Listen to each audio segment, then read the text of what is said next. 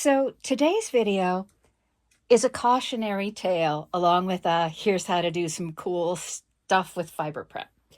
Typically, when I decide how I want to spin any particular fiber, I write down some notes. If I Once I make my decisions, I just jot everything down with a plain old pen on this little shipping tag that comes with a wire, and then I can attach the wire to the bobbin.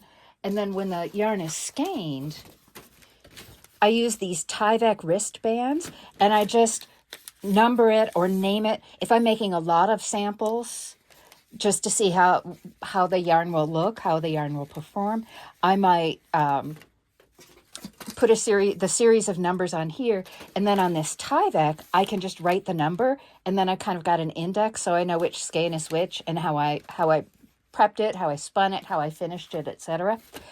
And these Tyvek bands, they just have the little sticky parts.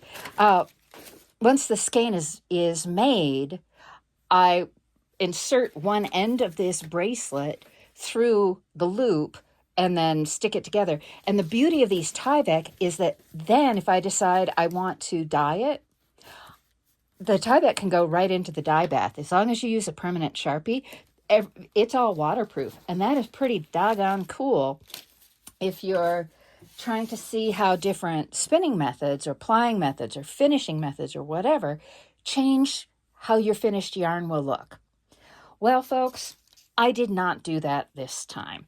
I bought a 4-ounce pack of Clemis & Clemis Good Clean Fiber in Debouillet, and I'm probably butchering that name, and I spun it up, and I did at least, people, I did this much. I kept my plyback sample, but I didn't make any notes about how I prepped the fiber.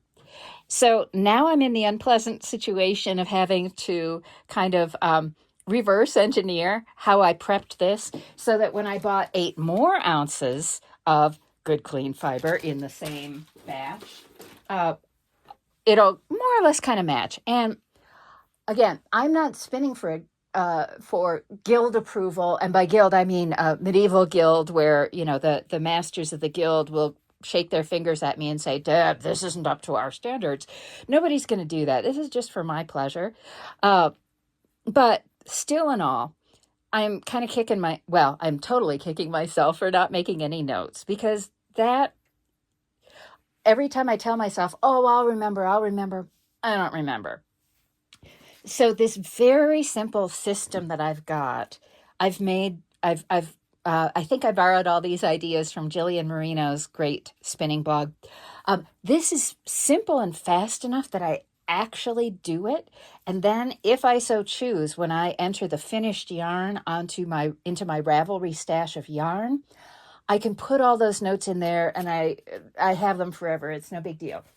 But since I didn't do that, now I'm going to have to make some decisions about how I want to prep this yarn, or how I want to prep this fiber.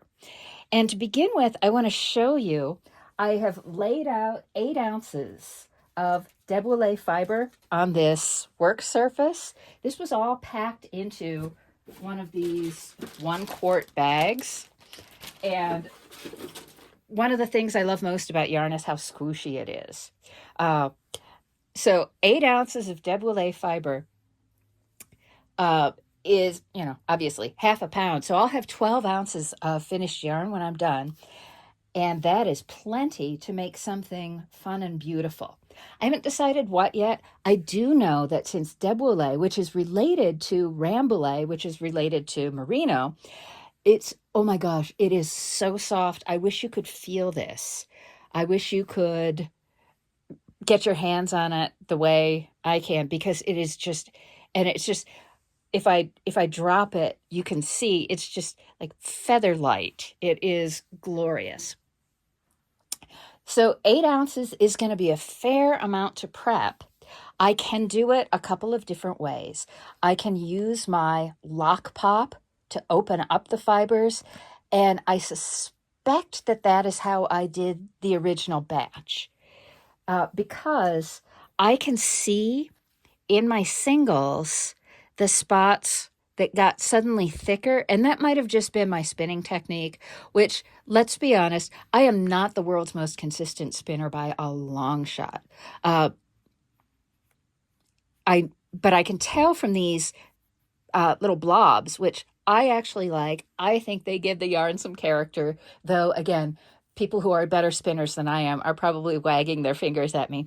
I'm sure that I spun this with a woolen draft, which means that there was twist in between my forward hand and my fiber hand as I drafted. And I'll demonstrate that in another video. But I can't remember how I prepped it. I probably chose to use my lock pop here just to open up the locks. And the lock pop is, for my money, one of the greatest inventions of all time. Because as you can see, it's a good size. It's bigger than most flick carders I have seen. And thus I can get a little more flicked in each thing. And to do it, to use the lock pop, all I do is rip a little bit off, and it helps if you can keep the fiber separated into a lock. And I've shown you this before, but I want to show it to you again. You can tell, well, first off, you can see that here is a little bit of second cut. And a second cut happens when the shearer, whose job it is to get as close to the sheep's skin as possible without hurting the sheep, when the shearer takes a pass with the shearing device, it's usually a kind of electric razor these days, takes a pass and then goes, oh, I could have gotten a little more off the skin, and makes another pass. So that little gobbet that I just pulled out was a little bit of a second cut. And this happens all the time. It's, obviously you don't want it if you're a shearer because you're losing time. It's not a big deal from the shearing side. And from the spinner side, you just pluck it out like I just did. But you can tell that this is the cut end because that's the side that the second cut was on.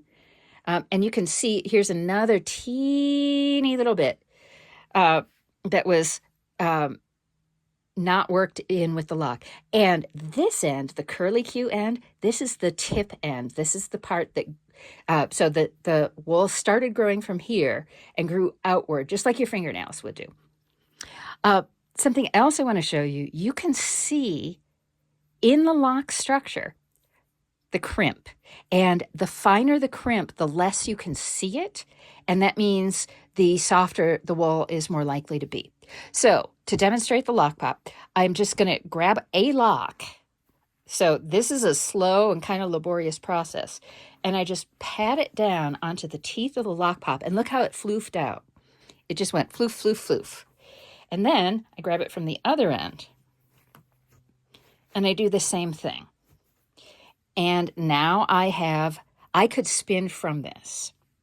By way of comparison, I think this is some merino that I had done on my drum carder because I found it underneath my drum carder, which happens a lot. It happens a lot. And again, you can see the crimp, and it's a really fine crimp. It's gorgeous. I love crimp. I've been known to walk up to people's dogs and say, oh, can I see how soft your dog's fur is? And dogs don't have crimp, but they almost do. And the crimp in this is just, it's just glorious. So this was sitting under my drum carder, and it's merino, and it's really fine. But the crimp on this is even less visible to me, which means it's even softer than merino, which is saying something, people. So if I want to lock pop and spin from these locks, which is, I think, what I did on the first bobbin, the first 4 ounces, I can do that. It's going to take me a long time to get through 8 ounces.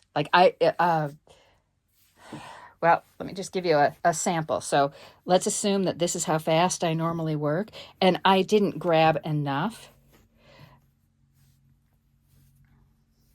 in that batch. So this is about the upper limit of how much you might want to do in one pop, in one sesh. And again, it's neater if I get one complete lock and just do it. But this is going to take half a day. So because I've got 8 ounces now instead of 4, I think what I might want to do instead is drum card this. It'll be faster, and let's never forget how very, very lazy I am when it comes to this stuff. And I'll be able to get spinning faster. Also, it will open up the fibers even more. So any of these little matted together bits that I didn't get with the lock pop, they will, especially if I process each bat twice, they will come out if I do them in the drum carder. If I do 2 passes in the drum carder, I will have an immaculate fiber prep for this fiber. And it is so delicious that I think that's the way I want to do it. So I will get everything set up and make myself a small batch, just a tiny little batch, to see how I like it.